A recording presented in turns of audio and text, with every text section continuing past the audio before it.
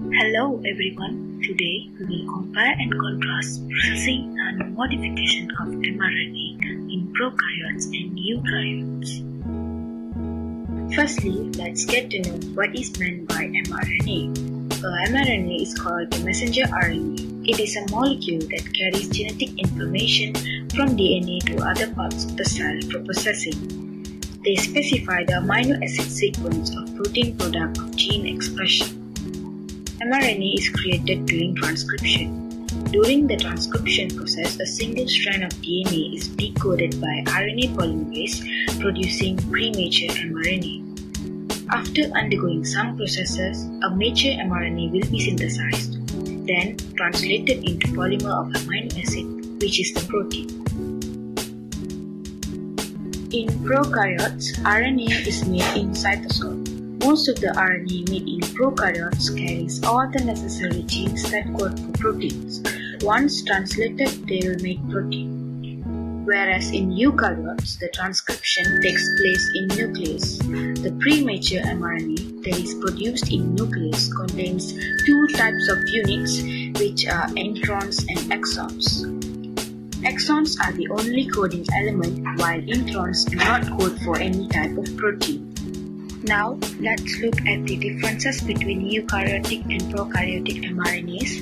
The image on the upper left shows the process of transcription and translation in eukaryotes.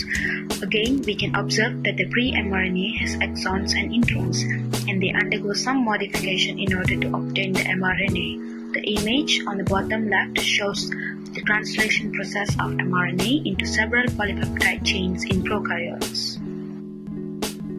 In prokaryotes, mRNA molecules are polycistronic, containing the coding sequence of many different genes.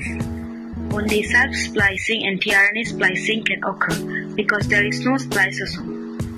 Prokaryotic cells only have exons and cannot have introns because they carry out coupled transcription-translation. Post-transcriptional modifications do not occur in prokaryotes. Meanwhile, eukaryotic mRNA molecules are monocistronic, containing the coding sequence only for one polypeptide.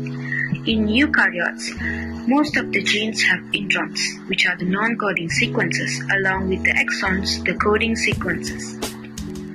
The exons and introns are combined together, but the introns will be removed during mRNA processing. RNAs from eukaryotes undergo post-transcriptional modifications, including capping, polyadenylation, and splicing.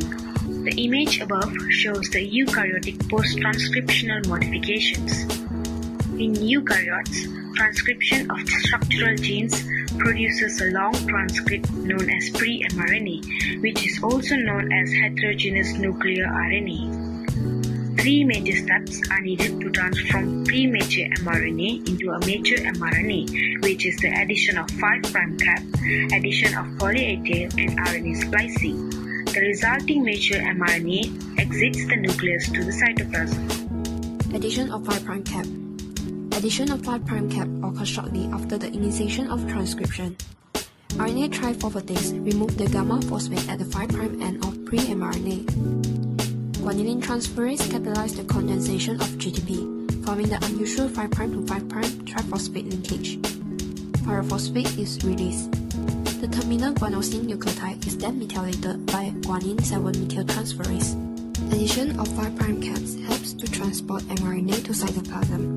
It protects the 5' end of mRNA from being digested by exonucleases. It also serves as a recognition feature during the protein synthesis. Addition of poly-A tail.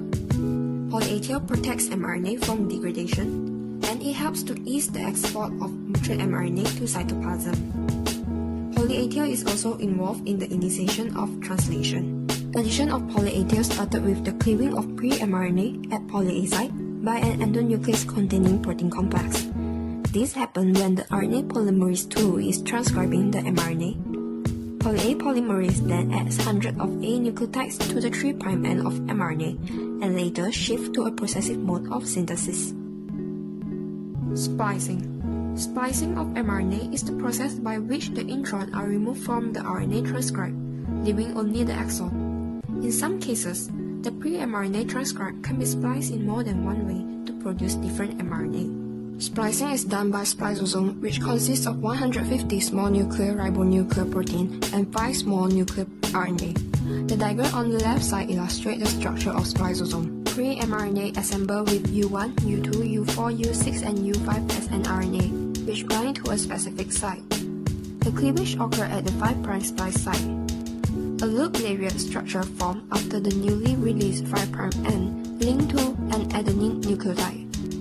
Two ends of the exon join together, releasing the intron for subsequent degradation. In cis splicing, two segments of the same RNA molecule join together after the removal of intron by spliceosomal catalyst. Transplicing generates a single RNA transcript from multiple separated pre-mRNAs, where the exons are from two different primary RNA transcripts. Alternative splicing means eukaryote can encode different proteins from a single gene. In the diagram as shown as above, a same pre-mRNA can be spliced in 3 different ways, depending on which exons are kept. 3 different matured mRNAs are produced as a result. Each mRNA will be translated into protein with their own structure. Splicing is important as exons and introns enable new genes or alleles formed through mutation events involving the recombination of different gene segments, which can be considered as an evolutionary advantage. That's all from us. Thank you.